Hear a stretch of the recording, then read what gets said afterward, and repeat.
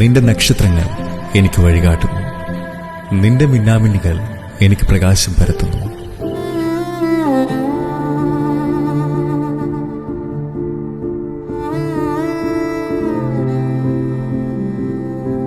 Hello guys, എല്ലാവർക്കും നമസ്കാരം. This is me Arjun Nithin Mithila. കുറേ കാലമായി എൻ്റെ അടുത്ത് കുറേ പിള്ളേർ ചോദിക്കുന്നു എൻ്റെ റെക്കോർഡിംഗ് സ്റ്റുഡിയോ ഒന്ന് കാണിച്ചു തരുമോ. തീർച്ചയായിട്ടും കാണിച്ചു തരാം.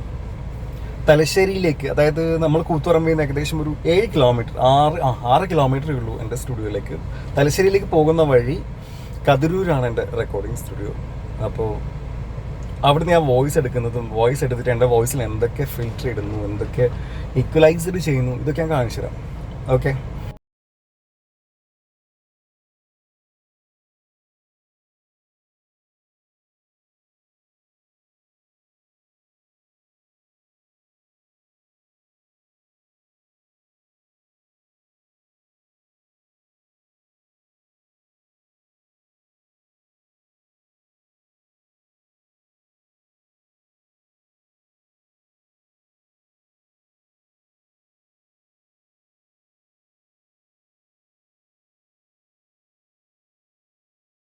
കതിരൂർ എത്തിയിട്ടാ. അപ്പോൾ ഇതാണ് എൻ്റെ സ്റ്റുഡിയോയുടെ താഴത്തെ ഭാഗം. ഇവിടെ ഇഷ്ടംപോലെ വണ്ടി പാർക്കാം. അതായത് എനിക്ക് തോന്നുന്നു ഒരു 10-15 കാറോളം പാർക്കാൻ പറ്റും. മാത്രമല്ല ഇഷ്ടംപോലെ ബൈക്കൊക്കെ, ഇതവിടെ ബൈക്കൊക്കെ പാർക്ക് ചെയ്ത വെച്ചാണല്ലേ. അപ്പോൾ ഇതിൻ്റെ നേരെ 2nd ഫ്ലോറിലാണ് നമ്മുടെ സ്റ്റുഡിയോ വരുന്നത്. നമുക്ക് നേരെ സ്റ്റുഡിയോയിലേക്ക് പോവാം. കുറച്ച് സ്റ്റെപ്പൊക്കെ കയറണം, എന്നാൽ മാത്രമേ നമ്മൾ സ്റ്റുഡിയോയിലേക്കൊക്കെ എത്തുള്ളൂ. ഓക്കെ. അപ്പോൾ ഈ ബിൽഡിങ്ങിൽ ഏകദേശം എനിക്ക് തോന്നുന്നു ഒരു 10-12ഓളം ഷോപ്പുണ്ട്. ഏറ്റവും വലിയൊരു കാര്യം എന്ന് വെച്ചാൽ താഴെ തന്നെ ATM ഉണ്ട്, പിന്നെ ഇന്ത്യൻ ഓവർസീസിൻ്റെ ബാങ്കും ഉണ്ട്. അപ്പോൾ ഇതാണ് എൻ്റെ സ്റ്റുഡിയോയുടെ ഫസ്റ്റ് എൻട്രി. ഇത് നമ്മൾ തുറന്നാൽ കാണുന്നത് ഫസ്റ്റ് ക്രോമ ഫ്ലോറാണ്. അതായത് ലൈറ്റില്ലേ, വെയിറ്റ്, ഞാൻ ലൈറ്റ് ഇടാം. ഇതാണ് ക്രോമ ഫ്ലോർ. ഇവിടെ ഒരു T2 സൈഡിലായിട്ട് നമ്മൾ ഒരു ഹാങ് ചെയ്തിട്ട് ഗ്രീൻ മാറ്റ് ഇടും. ഈ ഗ്രീൻ മാറ്റ് എന്തിനാണ് ഇടുന്നതെന്ന് വെച്ചാൽ ഷൂട്ട് ചെയ്യാൻ വേണ്ടിയിട്ട്, അഡ്വർടൈസ്മെൻറ്റൊക്കെ ഷൂട്ട് ചെയ്യണം, അതുപോലെ ആങ്കറിംഗ് ഒക്കെ ഷൂട്ട് ചെയ്യാൻ വേണ്ടിയിട്ടുള്ള ഒരു സ്പേസ് ആണിത്. അപ്പോൾ ഇങ്ങനെ ഈ 2 സൈഡിൽ ഹാങ് ചെയ്തിട്ട് ഫുൾ ഗ്രീൻ മാറ്റ് നമ്മൾ ഇവിടെ ഇടും. ഈ ഗ്രീൻ മാറ്റ് ഇട്ടിട്ട് നമുക്ക് ഇവിടുന്ന് വൈഡ് ലെൻസ് വെച്ച് നമുക്ക് ഒരിക്കലും ഷൂട്ട് ചെയ്യാൻ പറ്റില്ല കേട്ടോ. കാരണം ഇപ്പോൾ ഞാനിപ്പോൾ യൂസ് ചെയ്യുന്നത്, ഈ ക്യാമറ യൂസ് ചെയ്യുന്നത് വൈഡ് ലെൻസിലാണ്. ഈ വൈഡ് ലെൻസ് വെച്ച് ഷൂട്ട് ചെയ്യുന്ന സമയത്ത് ഈ 2 സൈഡ് നമുക്ക് കാണാൻ പറ്റുന്നില്ല, ഈ 2 സൈഡ് വാള്. അതുകൊണ്ട് ഇവിടുന്ന് വൈഡ് ലെൻസ് വെച്ച് ഷൂട്ട് ചെയ്യാൻ പറ്റില്ല, പക്ഷേ ക്ലോസ് ലെൻസ് വെച്ചിട്ട് നമുക്ക് ഇവിടുന്ന് ഷൂട്ട് ചെയ്യാൻ പറ്റും. ദെൻ ഇവിടുന്ന് ഏകദേശം ഒരു 8 അഡ്വർടൈസ്മെൻറ്റോളം നമ്മൾ ചെയ്തിട്ടുണ്ട്. ഓക്കെ. അപ്പോൾ ഇതാണ് ക്രോമ ഫ്ലോർ. ഇതൊക്കെ വരുന്നത്, ഇത് ആർട്ടല്ല കേട്ടോ, ഇത് വിനൈലാണ്, സ്റ്റിക്കറാണ്, വലിയ സ്റ്റിക്കർ. ഇതൊക്കെ ചെയ്യിച്ചത് എനിക്ക് തോന്നുന്നു തലശ്ശേരി എന്നാണ്, എൻ്റെ ഓർമ്മ ശരിയാണെങ്കിൽ തലശ്ശേരി എന്നാണ് നമ്മളിത് ചെയ്യിച്ചത്. അപ്പോൾ അങ്ങനെ ഷൂട്ട് ചെയ്യുന്ന സമയത്ത് നമ്മൾ എന്താ ചെയ്യുന്നത് വെച്ചാൽ ഈ കാണുന്ന സെറ്റിയും ആ ടീപ്പോയും നേരെ ഇങ്ങോട്ടേക്ക് മാറ്റി വയ്ക്കും. അപ്പോൾ ഈ ഒരു സ്പേസിൽ ഇവിടെ ക്യാമറ വെച്ചിട്ട് ഇവിടെ നിന്നാണ് നമ്മൾ ഷൂട്ട് ചെയ്യുക. ഓക്കെ. അപ്പോൾ ക്യാമറ വരുമ്പോൾ ശരിക്കും താണിരിക്കും. അങ്ങനെ ഇവിടെ നിന്ന് ഏകദേശം ഞാൻ നേരത്തെ പറഞ്ഞ പോലെ 8-9ഓളം അഡ്വർടൈസ്മെൻറ്റ് ഷൂട്ട് ചെയ്തിട്ടുണ്ട്. ബേബീസിൻ്റേതും അതുപോലെ തന്നെ ആങ്കറിംഗ് ഒക്കെ അങ്ങനെ കുറച്ച് ഷൂട്ട് ചെയ്തിട്ടുണ്ട്. മെയിൻ ചാനൽ അഡ്വർടൈസ്മെൻറ്റിന് എനിക്ക് തോന്നുന്നു ഇവിടുന്ന് ചെയ്തിട്ടുണ്ടെന്ന് തോന്നുന്നത്. അപ്പോൾ ക്രോമ ഫ്ലോർ കഴിഞ്ഞാൽ പിന്നെ നെക്സ്റ്റ് നമ്മുടെ സ്റ്റുഡിയോയിലേക്കുള്ള എൻട്രിയാണ്. റെക്കോർഡിംഗ് സ്റ്റുഡിയോയിൽ ഇതാണ് സ്റ്റുഡിയോ, ഇത് റെക്കോർഡിംഗ് ബൂത്ത് ഈ കാണുന്നത്. ഓക്കെ. അപ്പോൾ ഫസ്റ്റ് തന്നെ ഞാൻ നിങ്ങൾക്ക് പരിചയപ്പെടുത്തുന്നത് എന്താണെന്ന് വെച്ചാൽ എൻ്റെ ക്യൂബേസ് എന്നുള്ള സോഫ്റ്റ്വെയറാണ്. എനിക്ക് ഏറ്റവും കൂടുതൽ ഇഷ്ടപ്പെട്ടൊരു സോഫ്റ്റ്വെയറാണ് ക്യൂബേസ്. നിയോൻഡോയുടെ 2ാമത്തെ വേർഷനാണ് ക്യൂബേസ്, സ്റ്റെയിൻബർഗിൻ്റെ തന്നെയാണ്. ഇതിൽ എന്താണ് കൂടുതൽ ഇഷ്ടപ്പെടാൻ കാരണം എന്ന് വെച്ചാൽ വലുതായിട്ടൊന്നുമില്ല, അതായത് ഫ്രണ്ട്ലി സോഫ്റ്റ്വെയറാണ്. നമ്മൾ കൂടുതൽ പ്രോ ടൂൾസ് പോലെ കൂടുതൽ നമുക്ക് റിസ്ക് ഒന്നും എടുക്കേണ്ട ആവശ്യമൊന്നുമില്ല. പ്രോ ടൂൾസൊക്കെ ആണെങ്കിൽ ഭയങ്കര കോംപ്ലിക്കേഷനാണ്. ഒരു ട്രാക്ക് റെക്കോർഡ് ചെയ്യണമെങ്കിൽ തന്നെ ഒരുപാട് ചടങ്ങുണ്ട്. ആദ്യത്തെ ഒരു 5 മിനിറ്റ് അതിനുവേണ്ടി നമ്മൾ ചിലവഴിക്കേണ്ടി വരും. ഒരു പ്രോജക്റ്റ് എടുത്ത് നമ്മളത് ക്രിയേറ്റ് ചെയ്ത് അങ്ങനെ ഒരുപാട് കാര്യങ്ങൾ നമ്മൾ അതിനുവേണ്ടി മെനക്കെടേണ്ടി വരും. ഇപ്പോൾ ഇതിനാകുമ്പോൾ അതൊന്നും ഒരു കുഴപ്പമില്ല. പെട്ടെന്ന് തന്നെ ട്രാക്ക് സെലക്ട് ചെയ്യുക, ട്രാക്ക് റെക്കോർഡ് ആഡ് ചെയ്യുക, പിന്നെ നേരെ വോയിസ് എടുക്കുക. കണ്ടോ, ഇതാണ് വോയിസ് എടുക്കുന്ന ട്രാക്ക്. ഈ കാണുന്ന first one, second one, third one, insert, send, effect, ഈ 3 സംഭവങ്ങളാണ്. ഓക്കെ, അതിലേക്കൊക്കെ നമുക്ക് കിടക്കാം. അതിന് മുന്നേ തന്നെ ഞാൻ നിങ്ങൾക്ക് പരിചയപ്പെടുത്തുന്ന 2ാമത്തെ കാര്യം, എനിക്ക് ഏറ്റവും ഇഷ്ടപ്പെട്ട എൻ്റെ KRK മോണിറ്റർ. ഇതാണ് KRK മോണിറ്റർ. ഇതെനിക്ക് ഭയങ്കര ഇഷ്ടമാണ്. കാരണം ഇതിൽ നിന്ന് വരുന്ന ഔട്ടുണ്ടല്ലോ, ഒരു രക്ഷയില്ല. ഒരു പക്ഷേ മൈക്കിൻ്റെ ഒക്കെ ക്ലാരിറ്റി ആയിരിക്കാം ഈ KRK മോണിറ്റർ എനിക്ക് തരുന്ന ഔട്ടെന്ന് എനിക്ക് തോന്നുന്നു. പക്ഷെ എന്നാൽ പോലും ഈ ഒരു സ്റ്റുഡിയോയുടെ ഈ ഒരു അളവ് വെച്ചിട്ട് ഈ 4 ഭിത്തി, അതായത് ഫസ്റ്റ് വാൾ, സെക്കൻഡ് വാൾ, തേർഡ് വാൾ, ഫോർത്ത് വാൾ, അപ്പോൾ ഈ ഒരു കറക്റ്റ് അളവിൽ ഈ KRK മോണിറ്റർ എനിക്ക് തരുന്ന ഔട്ട് അടിപൊളിയാണ്. ഓക്കെ, ഔട്ട് നമുക്കൊന്ന് കേട്ട് നോക്കാം. അതിനെക്കുറിച്ച് തന്നെ ആയിരുന്നു. നമുക്കാദ്യം ഏഷ്യക്കാർ, പ്രധാനമായും ഇന്ത്യക്കാർ എങ്ങനെയാണ് ഉഗാണ്ടയിൽ എത്തിയത് എന്ന് നോക്കാം. ബ്രിട്ടീഷുകാർ ലോകരാജ്യങ്ങളിൽ ആധിപത്യം സ്ഥാപിക്കുന്ന കാലത്തെ ഒരു ബ്രിട്ടീഷ് കോളനിയായിരുന്നു ഉഗാണ്ട. ഒരിക്കൽ ഉഗാണ്ടയിൽ റെയിൽവേ പാതയുടെ നിർമ്മാണ പ്രവർത്തനങ്ങൾ നടക്കുകയായിരുന്നു. ആ സമയത്ത് അവിടെ ധാരാളം ഇത് കൂടുതൽ നിങ്ങൾ കേൾപ്പിക്കാൻ പറ്റില്ല, കാരണം കോപ്പിറൈറ്റ് വരും. ഇത് വേറൊരാളുടെ വർക്കാണ്.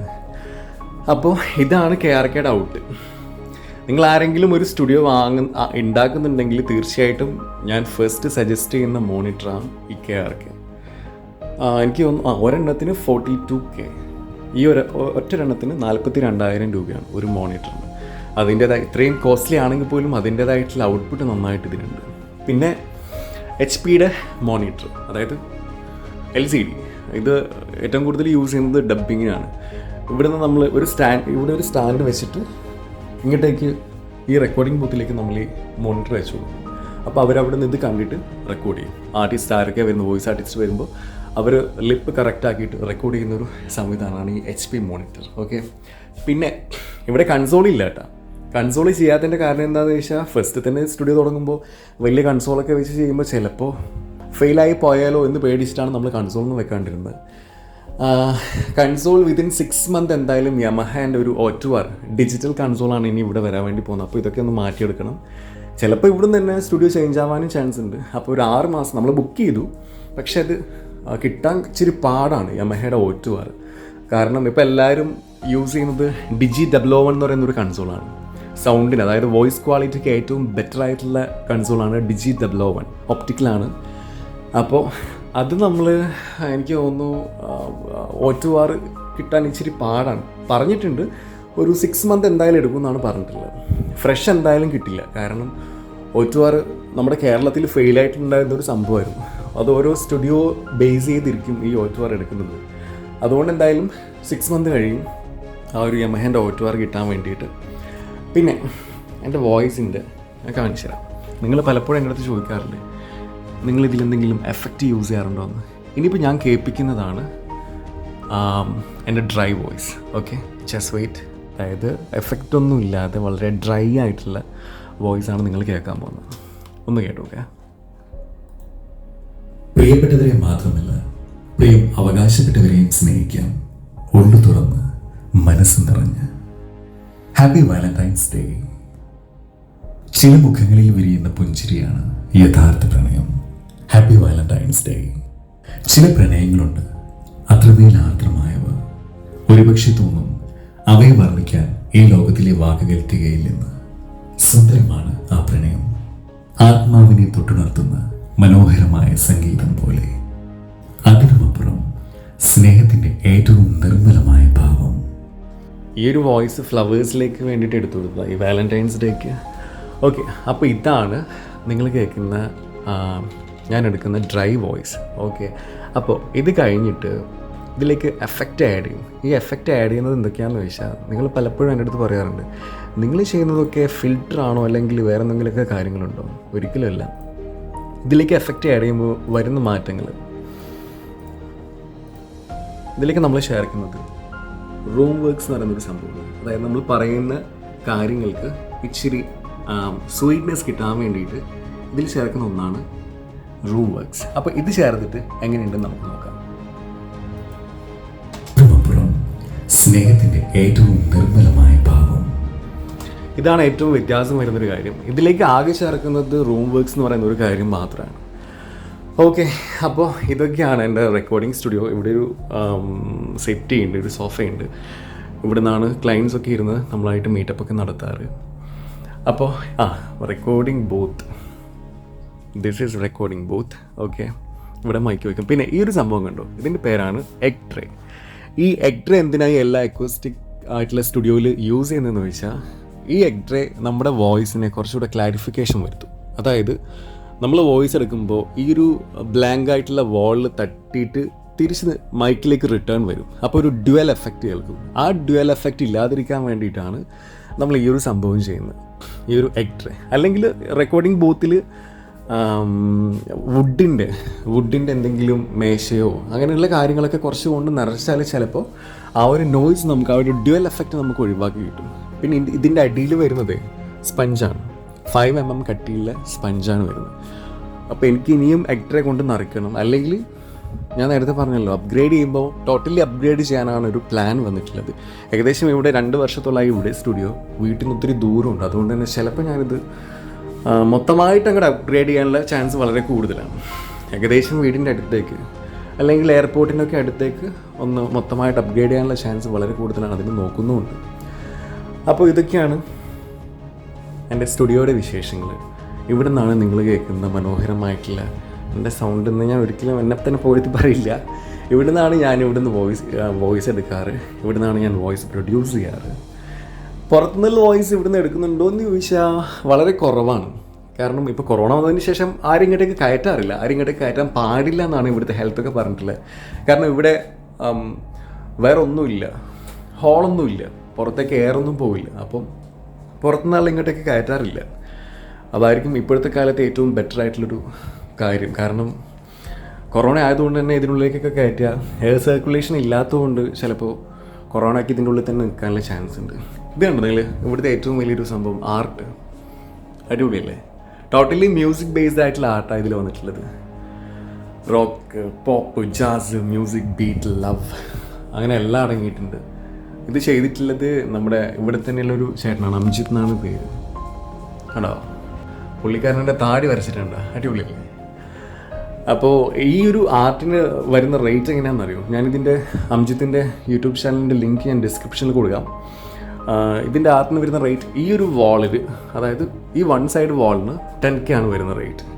അതുപോലെ ഇപ്പുറത്തും 10K. അങ്ങനെ ടോട്ടൽ 20K ആണ് നമുക്ക് റേറ്റ് ഉണ്ടായിട്ടുള്ളത് ഈ ഒരു വാൾ. പിന്നെ എനിക്ക് ഏറ്റവും കൂടുതൽ ഇഷ്ടം ഈ ഒരു മൈക്കാണ്. ഓഡിയോ ടെക്നിക്ക എന്നാണ് ഇതിൻ്റെ പേര്.